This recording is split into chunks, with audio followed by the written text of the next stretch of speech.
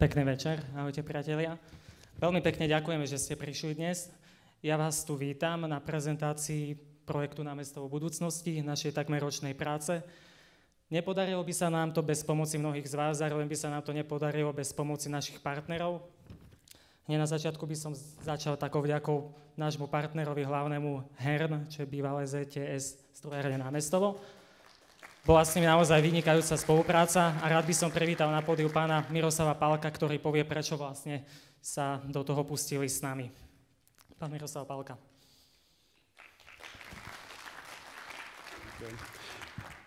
Dobrý večer všetkým. Ja nebudem dlho rozprávať, pretože ste tu úplne kvôli iným veciam, ako kvôli tomu, aby ste počúvali mňa. Ja môžem za HERN povedať akurát to, že spoločnosť je tu na už vyše 60 rokov a chce tu byť ďalej. A na to, aby tu prišli ľudia, aby tu ľudia zostávali, aby tu mali prácu, potrebujeme, aby sa tu aj dobre cítili v tomto meste.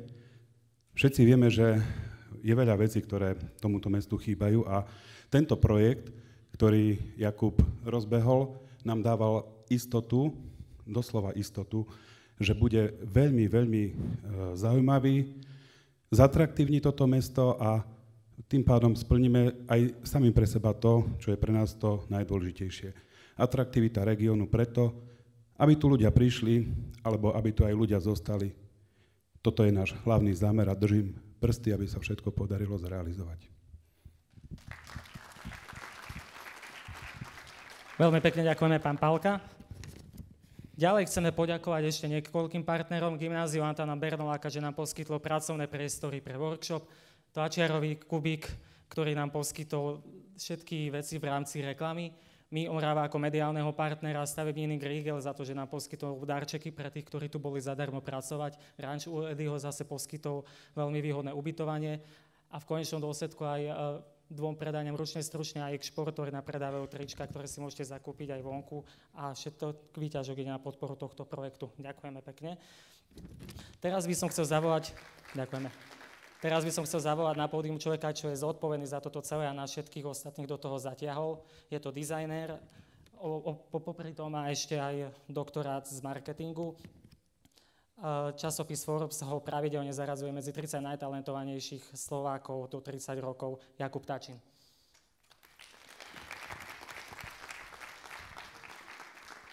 Marošovi patrí vďaka, on to zmanéžoval celé. Teraz by sme vám my radi teda odprezentovali, prečo sme to robili a ako to vyzerá, čo sme vlastne stihli spraviť. Ale teda najdôležitejšia otázka asi, prečo tento projekt. A podľa mňa tým, že tu sedíte aj vy v niečom, ako keby vnímate, že možno nie všetko je na tej Orave tak, ako by mohlo byť. My sme cítili, že sú tu nejaké veci, ktoré nám chýbajú, nejaké veci, ktoré nám prekážajú. Cítili sme, že nie vždy, keď povieme, že sme z Oravy niekde vo svete, že to znie tak, ako by to znieť mohlo. Ale nebolo to iba o nejakých našich subjektívnych dojmoch. Chceli sme sa veľmi vyhnúť tomu, aby sme prišli iba mudrovať, že takto sa niečo má spraviť a nespýtali by sme sa vás, alebo nespýtali by sme sa ľudí. A opýtali sme sa 806 z vás. 806 ľudí nám odpovedalo dotazníku, ktorý sme zbierali takto vlastne minulý rok na mnohé otázky. Ja iba zhrniem tú odpoveď, teda tie najdôležitejšie alebo najzaujímavejšie. Tá podľa mňa najdôležitejšia bola taká, či sa vám žije na Hornej Orave alebo v Námestove, záleží, odkiaľ ste boli dobre. A tá odpoveď bola 3,36, čo v podstate nie je zlé. To znamená, že asi málo kto z vás povedal, že tam tu žije vyslovene na hovno, ale ani veľmi málo z vás povedal, že tam tu žije na tých 5 hviezdičiek. To znamená, stále tam je takmer 50% šanca na zlepšenie a to je tá vec, kde my vidíme ten potenciál, že ak sa do toho pustíme spolu, tak sa to dá spraviť na 4,5. Pýtali sme sa, na čo ste najviac hrdí a 28% z vás bolo hrdí na našu prírodu, čo je pochopiteľné, lebo je nádherná, je to vyslovene, my sme Škandinávia, Slovenska. Na Oravskú priehradu bolo hrdých takmer 15% z vás a potom bolo niekoľko bodov, kde ste boli hrdí na lokálnych dejateľov, to už bolo tak 5% a mnohé ďalšie veci. Taktiež sme sa vás pýtali, čo vám tu prekáža a vadí, ale tomu sa dnes až tak úplne nechceme venovať. To naše riešenie bolo také, že keď sme zozbierali tieto dáta a pozreli sme sa na to, vybrali sme si keby 6 oblastí, kde by sme vedeli navrhnúť nejaké zlepšenia a chceli sme zorganizovať workshop, kde by sme pozvali odborníkov, architektov, dizajnérov, marketérov, statikov, copywriterov, kadekoho a snažili by sa navrhnúť nejaké konkrétne veci, ktoré by boli ale extrémne ľahko implementovateľné, aby sme si neulietli na tom, že jasné, potrebujeme na Oravu potiahnuť diaľnicu, ale to asi nevieme vlastnými rukami postaviť a aby sme tie návrhy mali také, že ich naozaj vieme zrealizovať. Bolo to teda viac ako 25 ľudí, ktorí na tom robili, takmer až 500 hodín na tom odpracovali a ten čas, keď sme ho tak natvrdo zrátali, mal hodnotu cez 30 000 eur, ktorý vlastne oni do tohto venovali do tohto projektu. Ja pustím také krátke video, ako to vyzeralo. Ak to môžeme stíšiť trochu.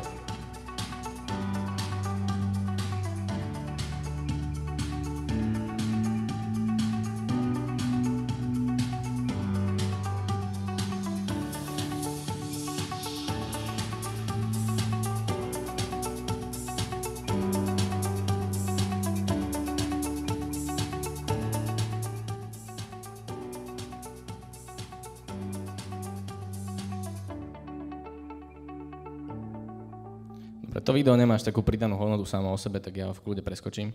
Nemusíte na nás pozerať tam. Predtým, ako vám to odprezentujem, mám na vás dve prosby. Prvá je taká, aby ste si fakt pri tom otvorili myseľ, lebo ja si uvedomujem, že na čokoľvek, čo vám tu dnes ukážeme, je asi 8 000 odpovedí, prečo sa to nedá spraviť. My od 7 950 z nich vieme. A podstatné je pre nás, aby sa na to pozreli, že čo sa dá spraviť a ako sa to dá spraviť, lebo každá z tých vecí sa dá spraviť a som zaručene presvedčený, že sa to dá spraviť.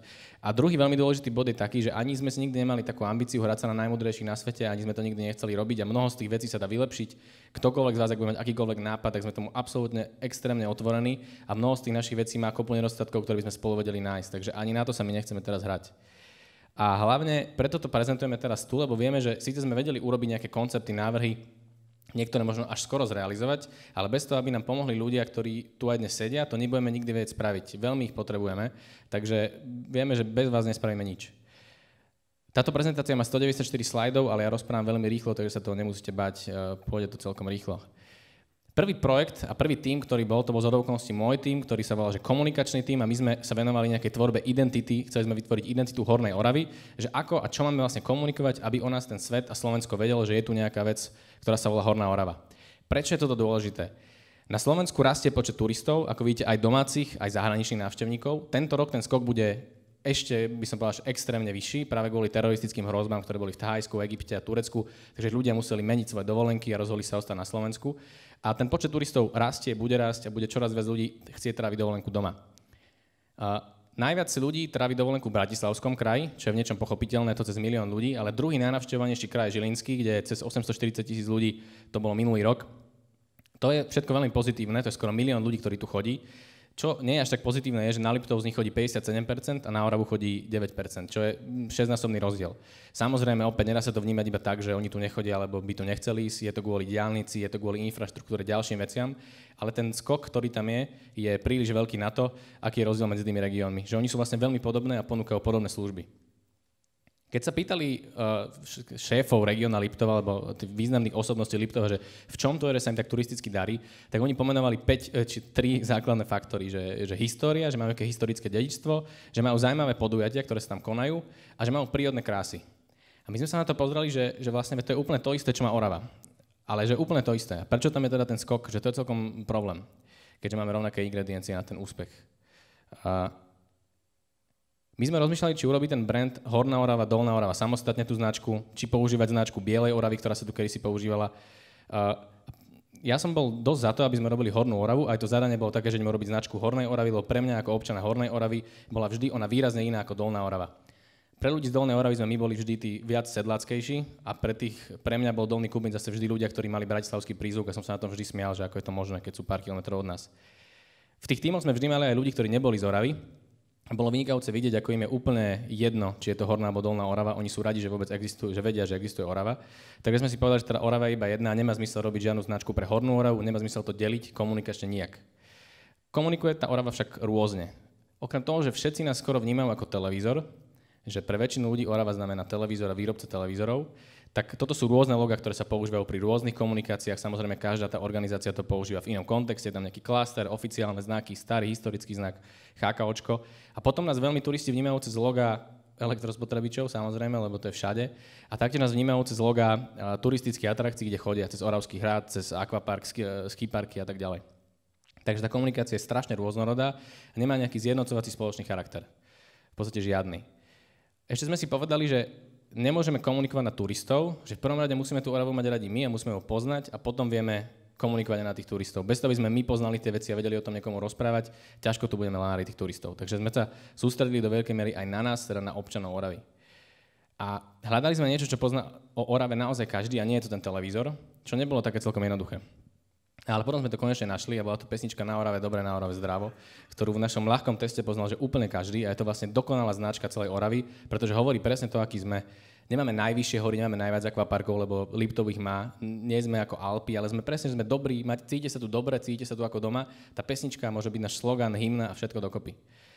Druhá vec, ktorá je veľmi autentická pre Oravu, je to, v akej časti Slovenska sa nachádzame a že je to časť, ktorú väčšina ľudí nám vedela ukázať, kde sa nachádza Orava a pamätala si, že to je nejaký taký horný cíp. A že sme v niečom, ten cíp je krajší ako ten Kysucký, lebo on je taký nešťastný. Takže sme si povedali, že toto vieme tiež využiť, až to sú dva silné prvky, ktoré pozná skoro každý. Z toho vzniklo úplne jednoduché logo, ktoré pracuje s nejakou skoro takou historizujúcou typografiou a slogan Na Orave dobre, s ktorým vieme ďalej pracovať v komunikačných kampaniach, ktoré neskôr ukážem. Tu čiernu nemusíte brať vážne, farba pod tým môže byť akákoľvek.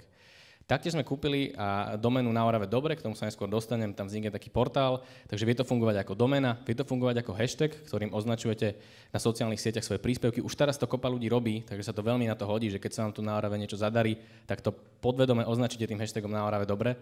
Už teraz tam je 200 príspevkov. Tu sú nejaké aplikácie, ako by to vyzeralo, ale čo je zaujímavejšie, vedelo by to veľmi pekne fungovať v kampani. Kde by to fungovalo tak, že vlastne by sme tam ukázali tie veci, ktoré sa tu dajú robiť, veľmi ľudsky, veľmi prirodzene, bez nejakého zbytočného pátosu, že sme najlepší, iba že sa to tu proste dá robiť. Pre nás to je možno bežné, že to vidíme, že tu máme windsurfera na priehrade, pre niekoho to úplne až také bežné nie je. Alebo pri hubách. Na Orave dobre, na Orave huby. K tomu by sa dali spraviť veľmi jednoduché a lacné reklamné spoty, natočené GoPro kamerou.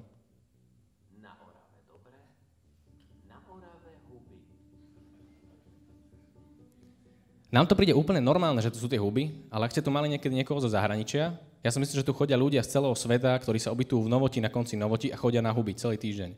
V mojom svete to neexistovalo ako benefit, pre mňa to bolo, že to je normálna vec, že tu sú huby. Pre nich to úplne normálne nie je.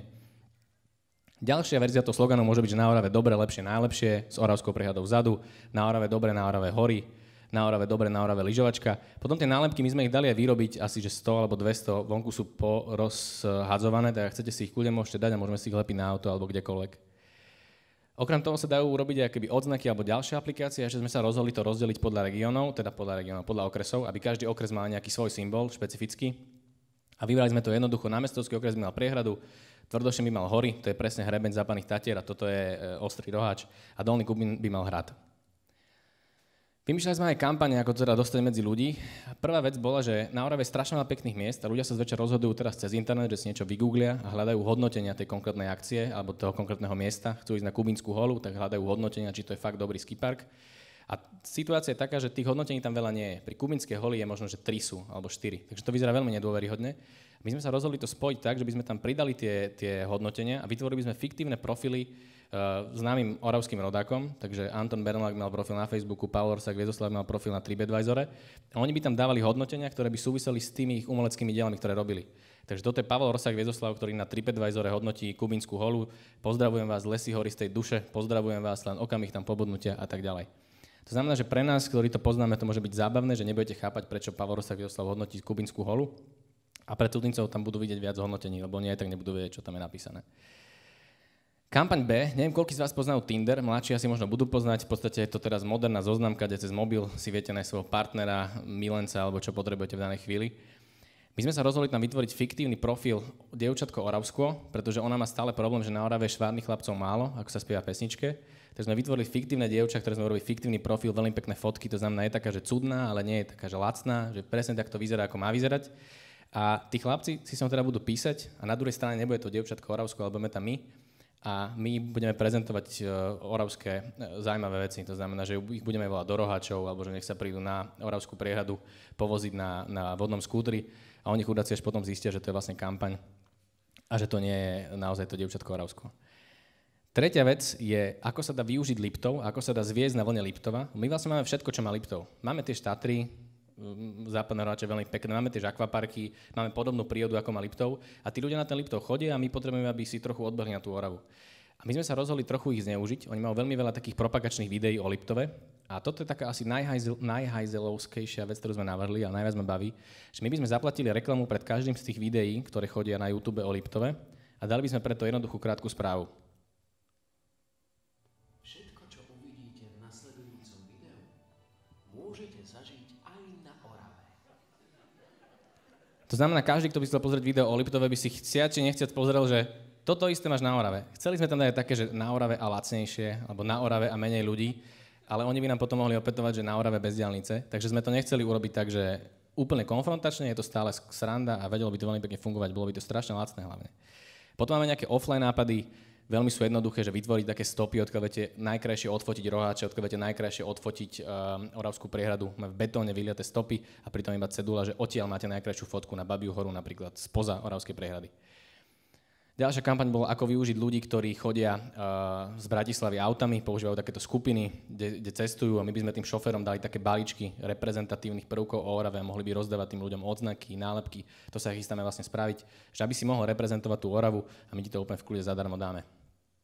A tretia vec, ktorú sme spravili, podľa mňa veľmi neobjavené médium obci je obecný rozhlas, takže by sme v obecných rozhlasoch púšťali oznamy, ale oznamy pre nás, aby sme vedeli, čo tu okolo nás máme. Ja poznám strašne veľa ľudí, ktorí neboli nikdy na Oravskom hrade, neboli nikdy na Rohačoch, lebo žijú tu a majú na to stále čas. A niekedy sa stane, že tam nejdu nikdy. A my sme sa dohodli s obcov Oravská Polhora, za čo im veľmi pekne ďakujeme, a tam už napríklad prvý tento spot išiel. Vážení občania, vedeli ste, že Slovensko má len 8 pamiatok UNESCO a jedna z nich je priamo v Tvrdošíne? Boli ste sa už v tomto krásnom artikulárnom kostolíku pozrieť? Tento víkend je na to ideálny. To znamená, jednoduchou formou, ktorá je úplne zadarmo, dostaneme ľudí, ktorí často tam nemajú ísť a môžu si iba spomenúť, že sakra, fakt som tam nikdy nebol a bolo by fajn tam ísť, pretože napríklad ten kostolík je naozaj na to ideálny. To bol teda prvý tím. Druhý tím sa venoval tomu, že OK, my vieme hocičo navrhnúť, ale aby sa o tom ľudia dozvedeli, potrebujeme nejaké médium, aby zistili, že sa to naozaj deje alebo že je nejaká akcia.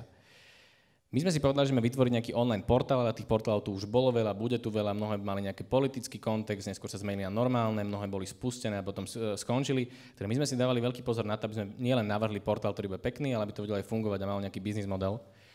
Pozrieme sa na 3 trendy, ktoré teraz fungujú. Prvý je taký, že ľudia zdieľajú všetky zaujímavé veci na sociálnych sieťach. Druhý trend je, že nestačí byť iba online, že teraz chcete mať všetko live a že je veľmi ľahko urobiť nejaký live prenos. A tretí trend je, že všetci sa radi vkladíme, no nie každý, ale väčšina ľudí sa rada pochváli svojimi fotkami a videami. Navrhli sme takýto portál, ktorý opäť pracuje s tým istým brandom na Orave. Dobre, toto je nejaká jeho domovská stránka, kde vidíte aktivity, podujatia, články a náš región, kde máte informácie o obciach.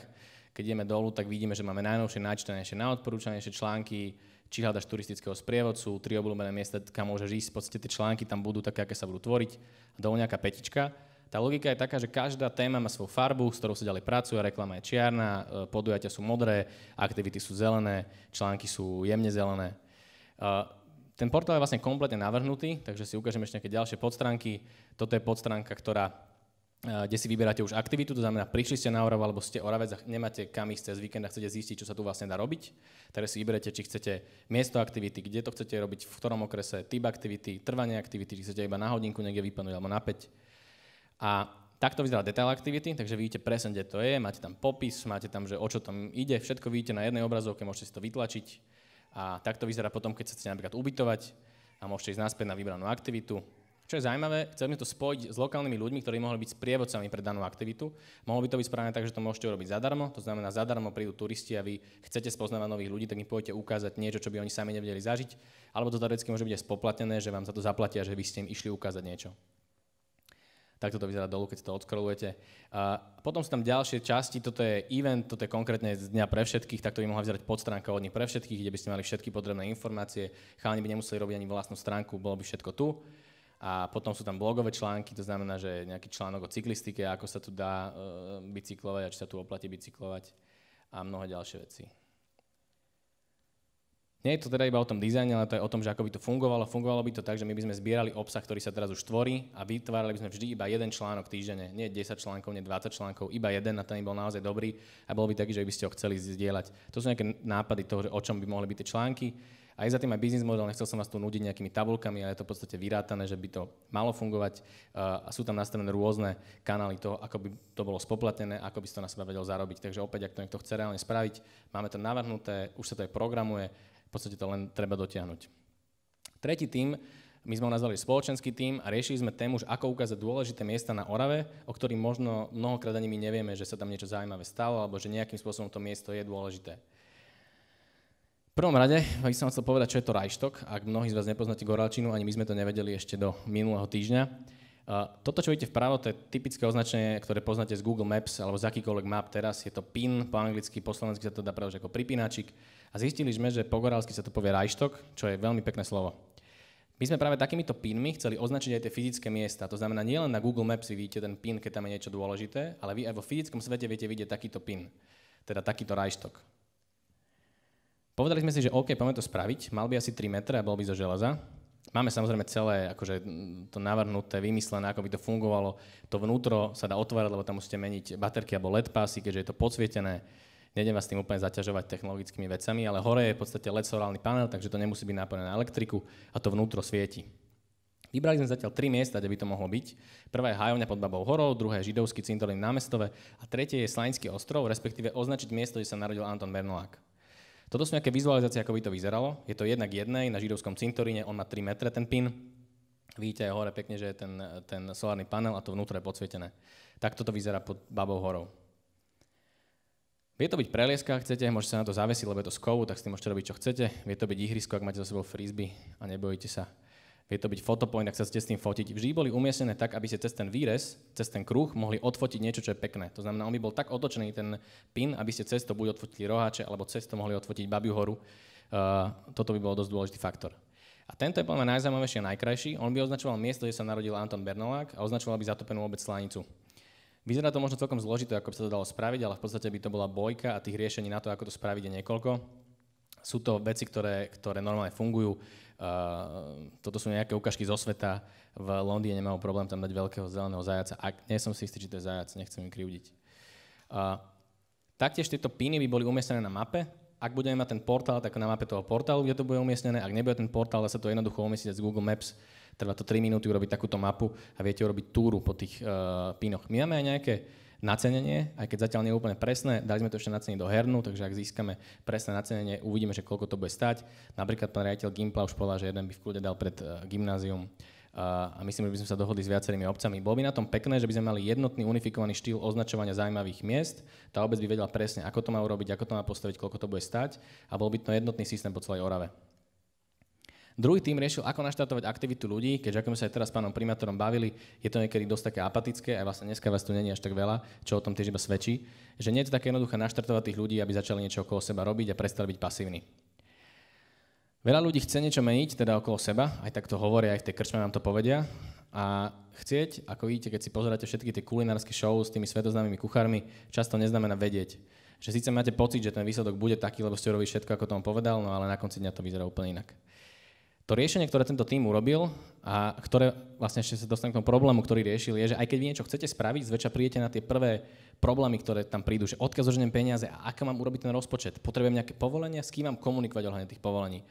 Potrebujem nejakých spolupracovníkov, kde ich nájdem, nikto to so mnou nechce robiť. Ako to budem manažovať, koľko ma to bude stáť, koľko mi to bude trvať. A my sme im chceli v tom trochu pomôcť, takže sme urobili taký portál, ktorý opäť pokračuje v tom istom koncepte toho Na Orave dobre. Tento sa volá Na Orave lepšie, kde sa viete jednoducho navigovať a zistíte, čo by ste mali robiť. Ten portál je už naprogramovaný, k tomu sa dostanem. Vlastne keď tam prídete, tak si vyberete, či už máte nápad alebo nemáte nápad, lebo niekedy nemáte nápad a chcete iba pomôcť, tak si môžete vybrať z nejakých iných nápadov. Ak máte nápad, tak vás budeme ďalej akoby navigovať, že veci, ktoré máte spraviť, ako to máte zistiť, a budeme vás ďalej vzdelávať, aby ste na konci vedeli lepšie, ako to máte spraviť. Toto je výzor toho portálu, je to ešte k tomu pogorálsky, čo je podľa mňa veľmi sympatické. Takže ak nemáš času, tak nemusíš robiť nič. Ak hej, tak ideš ďalej. Má to mobilnú verziu a je to už naprogramované na lepšie.naoravedobre.sk, takže ak si to budete chcieť pozrieť, je to už tam. Za ten týždeň sa to stihlo aj naprogramovať. Architektonický tím číslo A, on mal za úlohu, ako ukazovať našu prírodu a my sme to zadanie urobili celkom špecifické, povedali sme, že chalani, navrhnite rozhľadňu. A oni mali s tým celkom problém, lebo ja som im povedal, že navrhnite takú rozhľadňu, aby sa to dalo urobiť kdekoľvek na Orave, že na každý kopec. A vyšli z toho 3 otázky, že musí rozhľadňa vyzerať tak, ako si ju predstavuje väčšina ľudí, také tie typické striežkové rozhľadne, ktorých tu máme, no nemáme ich tu až tak veľa, ktorých je v podstate na Slovensku dosť. Druhá otázka bola, musí byť vôbec rozhľadňa vždy vysoká, lebo nie vždy potrebujete mať obrovskú rozhľadňu, aby ste videli niečo okolo seba. A tretia otázka bola, ako navrhnúť pre Boha niečo, čo má byť použiteľné kdekoľvek, že to je celkom problém. Takže chalani sa mi za to nepoďakovali, ale tým Petra Murina sa teda nevzdal a začal na tom pracovať. Prvý problém bol teda forma versus miesto, lebo každý kopec je iný, niektorý má viac stromov, niektorý má väčšie stromy, niektorý má menšie stromy, niekedy tú rozhľadňu by ste chceli teoreticky postaviť aj dolu. A A to riešenie bolo také, urobiť vlastne modulárnu rozhľadňu, ktorú si viete postaviť podľa toho, ako ju potrebujete, viete ju otočiť na stranu, ktorú potrebujete. Ak vám tam chodí veľa turistov, vedľa viete urobiť keby ubytovaciu časť, ktorá je iba pod strechou a to stačí ľuďom, ktorí sa tam vyspia. A tých variant je veľa. Tá celá rozhľadňa je vlastne urobená z takých modulárnych boxov a toto je ten box. On sa skladá z nosného rámu, ktorý má 2,70 na 2,70 v metroch. Spojenie, tam je prieles, kde sa dá proste rebrík, je to zavetrené oceľovými lánami, rebrík samozrejme, zábrali z oceľových lán a záklop. Toto je ten základný box, ktorý viete poskladať tú rozhľadňu, ako potrebujete. Tento má ale ešte aj druhú verziu, a to je dvojnásobná, to znamená, je to dvojitý modulový box, ktorý je rovnaký, len teda natiahnutý a má dvojnásobnú dĺžku.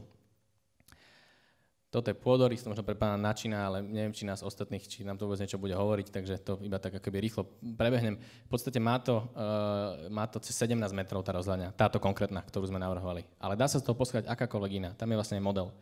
Tu sú nejaké vizualizácie, ako by to vyzeralo, takže vy si to preleziete a vlastne v každej tej časti rozhľadne máte iný výhľad, až kým sa dostanete úplne hore.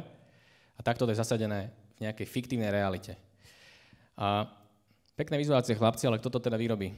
To ste si možno mnohí teraz pomysleli. Ideálne na tom je, že to vlastne vyrobí úplne každý oravský stolár.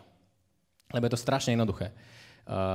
Naozaj dalo sa to aj naceňovať, okrem toho to je lacné. Toto tiež iba prebehnem, pretože je to asi príliš špecifické na to, aby sme sa o tom nejako do detailu bavili. Túto našu verziu, ktorú sme navrhli, sme nechali aj staticky preveriť, to znamená, táto je staticky preverená, aj keď tam stále upozorňujeme, že na základe toho, na akom kopci by to bolo, kde by to bolo, aká by to malo formu, tak by sa to samozrejme muselo urobiť opäť. Takže to bolo len také, akože, že či nám to teda bude stať a bude nám to stať. Urobili sme aj rozpočet, ktorý je relatívne dosť komplexný a presný, takže táto verzia, tá 17 metrová by stála 30 000 eur, čo je v podstate rozpočte obce alebo mesta, to naozaj nie je veľká položka a v tomto máme aj zakúpenie pozemku.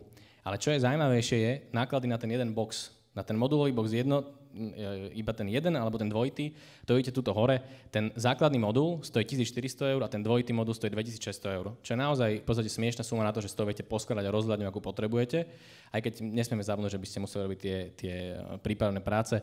Čo je na tom ešte dobre, že nepotrebujete na tú stavbu vrtuľník, v podstate 10 viete dostať s nákladným autom, s Tatrovkou, to viete postaviť. Vybrali sme si ale aj konkrétnejšie miesta, keďže Peťo je z Oravskej lesnej, tak on sa zasústredil na Oravskú lesnú a vybral dve konkrétne miesta, kde sme to zasadili do reálneho prostredia, ako by to vyzeralo, či by to teda nešpatilo tú krajinu okolo. Toto je konkrétne jedna lokalita v Oravskej lesnej, z ktorej bol takýto pekný výhľad. A toto je druhá lokalita v Oravskej lesnej, z ktorej bol zase takýto výhľad na zimnú Oravskú lesnú. Toto sú tie rôzne možnosti, tam je ten model, ešte ak niektorí budete chcieť, tak sa v kľude môžete s tým pohrať a môžete si z toho postavať, akú chcete. Veľmi dobré na tom je, že každá obec by si mohla postavať tú svoju rozhľadňu, ktorá by bola v niečom iná ako tá druhá. Takže síce by to ladilo a každý by poznal, že toto je dizajn oravskej rozhľadne, moderný dizajn, lebo sa nemôžeme stále pozerať iba dozadu, ale zároveň by každá obec mohla mať tú svoju autentickú. Vždy by boli tie časti, ktoré vyčnievajú, otočené na nejaké zaujímavé časti, lebo každá obec to má inde. A je to naozaj relatívne ľahko replikovateľné a nie je to vôbec drahé. Druhý architektonický tím mal tiež konkrétne zadanie a potom, ako som navštívil Švédsko, Norsko a Fínsko, som bol strašne nadšený z toho, ako oni pracujú s vodnou plochou a mal som pocit, že naše mesto vôbec to vodou nežije a že u nás je voda skôr akoby devizou tých bohatších, ktorí si nakúpia motorové skútre a potom počas omše na amfiku tam dajú 2 kolečka. A tak som chcel spraviť niečo, že čo by mohol využiť ktokoľvek, bolo by to zadarmo, vedelo by to byť mestské, ale zároveň by to nebola plaváren, lebo to je príliš drahé a zároveň tá priehrada je nešťastná v tom, že ona je proste špinavá a studená. S tým asi tak skoro nič nespravíme. S tým, že je studená úplne vôbec. Že možno to je ideálne pre saunu, ale sauna nebude. Chalani v týme Mariana Ľudského si povedali, že to je sprostosť a v podstate v niečom majú pravdu, aj keď zatiaľ, lebo ja ešte sa to úplne nevzdávam. Ale oni mali na to svoje dôvody, saunu treba udržiavať taktiež, ja som si myslel, že až tak nebude treba udržiavať. Treba chodiť zakúriť 3 hodiny predtým, aby ste ho vykúrili, tú, ktorú sme chceli my postaviť. Treba to čistiť, môže vám to vyhorieť, čo tiež je nezanedbateľné riziko. A kto by tam nosil to drevo, či by to bolo drevo, takže sme si povedali, že sauna asi nie je to správne riešenie. Ale oni sa nevzdali a pracovali ďalej. A uhádnete niekto, že čo je toto? Nik asi, predpokladám. Ak si vygooglite lake, jazero, alebo ak si vygooglite jazero, alebo aj vidíte nejaké zábery z filmov, tak zväčša bežný pohľad je cez nejaké molo. Že molo je v podstate jedna z najtypickejších častí, ktorá súvisí s tým, keď máte pri meste vodnú plochu. Okolo námesta máme relatívne dosť mall, alebo niekoľko mall, väčšina sú ale teda súkromné, skoro všetky sú asi súkromné, na mnohých je zákaz vstupu, sú tam naparkované lode. Toto je teda typická časť, ako si ľudia predstavujú vodu, alebo ako vnímame, že ako to má vyzerať na takom jazere. A toto je v podstate Oravská priehrada. My máme v námestove pekne urobené nábrežie, to je super. V ostatných častiach priehrady, ako náhle je trošku horšie počasie, vy strácate kontakt s tou vodou, lebo sa tam neviete dostať, lebo to je bahenisté, lebo tam je bordel, lebo nám to neumožňuje vôbec to podložie, aby sme sa k tomu dostali. A samozrejme tá priehrada v každej časti má ešte k tomu iné to prostredie okolo seba. Ale že je to strašne smutné, že sa k tej vode nevieme dostať a tým, že na Orave to leto trvá tie 2 dní, ktoré veľmi rýchlo prejdú, tak vlastne väčšinu času sa tam nevieme dostať k tej vode. Toto je pôvodná mapa, ako vyzeralo námesto, Slanica a zatopené obce. A teraz vám to možno trochu dáva zmysel. Ten bod v strede je Slanický ostrov umenia. A toto sú staré cesty, ktoré viedli zo Zubrohlavy, z Bobrova, z Ústia a z Námestova práve do Slanice, keďže ona bola celkom dôležitá v tých časoch. Čo je ešte zaujímavejšie, že tie cesty tam v podstate stále sú. Sú naznačené, sú tam často aj cesty, ktoré reálne končia nikde, alebo končia v Oravskej priehrade. Buď sú panelové, alebo sú štrkové, a tie cesty tam stále sú. A je to vynikajúce, že všetky smerujú na Slanický ostrov umenia ako dominantu Oravskej priehrady. Čo s tým teda ale spraviť? Tým Marián Ľudskou sa rozhodol navrhnúť 4 móla. Ale nie je, že urobíme jedno univerzálne mólo, ako sme si povedali pri rozhľadni, ale naopak by sme urobili každé mólo iné, pretože v každej časti priehrady je tá priehrada vlastne úplne iná. Niekde máte trošku iné dno, niekde máte iný prístup k tej priehrade. Takže sa rozhodli navrhnúť 4 autentické móla pre 4 obce. Toto je to námestovské, respektíve to, ako vyzerá tá pôvodná cesta, alebo kde tá cesta šla do Slanice, ako to tam vyzerá teraz, stále sa tam dá dostať.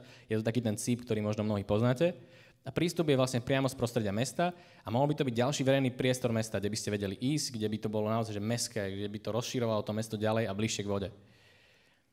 Toto je ten ich prototyp, ktorý spravili, ako by to mohlo fungovať, takže ide o relatívne široké, veľké mestské mólo, ktoré má podsvietenie, ktoré má mestský mobiliár, takže tam máte nejaké lavičky, viete tam prísť s frajerkou, viete tam prísť teda aj s obsom a s kýmkoľvek iným. A takto to vyzerá teraz.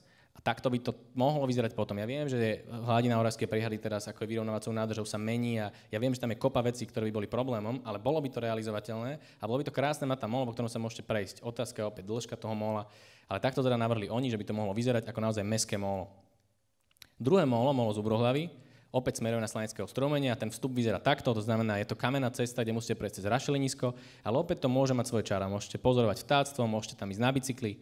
To molo, ktoré navrhli, je iné ako to námestovské, je oveľa subtilnejšie, oveľa jemnejšie, nie je také mestské ako to námestovské.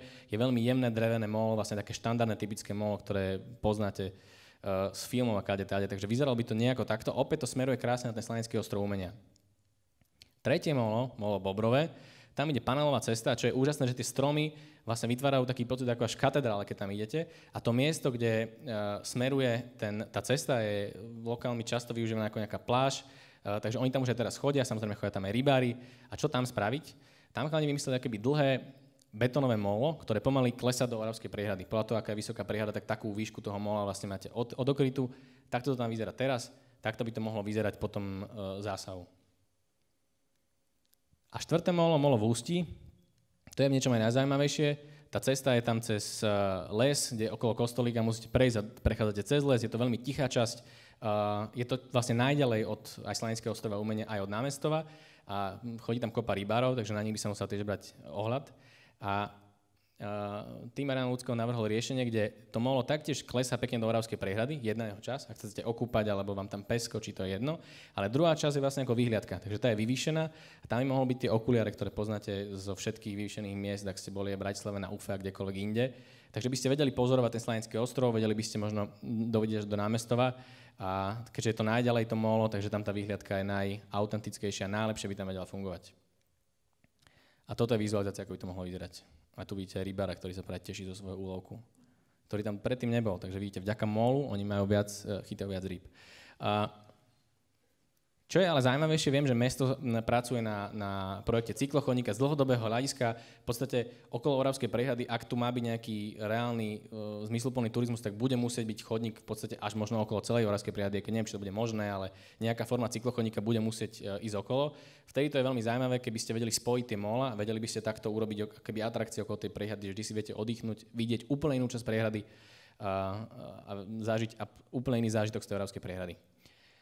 To, čo ste ale videli, to je zase iba koncept, že 4 mol a či molo je správne, ja si myslím, že molo je správne, ale oni ani nešli do toho, aby to naceňovali alebo robili reálne modely práve preto, že si myslia, že ak by sa súhlasilo s tým, že toto je správna cesta a zhodli by sa napríklad na tom samospráve tých 4 obcí a jedného mesta, že by bolo dobré urobiť architektonickú súťaž, ktorá by bola úplne transparentná od začiatku bola by medzinárodná, lebo je to príliš dôležitá vec na to, aby sme to urobili škaredo, alebo na to, aby sme to urobili krátkodobo, že by sme si nevideli za vlastný nos a skončilo by to škaredo. Takže to je vlastne výsledok tohto, že nemalo by to byť presne tak, ako to navrhli oni, je to niečo, od čoho sa môžeme odpichnúť, ale mala by sa urobiť teda súťaž. Toto sú ľudia, ktorí na tých projektoch pracovali. Ak ste netlieskali ani raz, ja dúfam, že sa vám to páčilo a teraz by ste zatlieskať mohli, lebo venovali tomu svoj čas. Mnohí z nich nie sú z Oravy, polovica z nich nebola z Oravy, čo bolo vynikajúce, lebo sa na to vedeli pozrieť inak, ale prišli tu, čo im netrvalo krátko, však mnohí to viete, že to trvá celkom dlho sa tu dostať a venovali nám ten čas, takže by som poprosil potlesk pre nich, lebo im za to veľmi pekne ďakujem.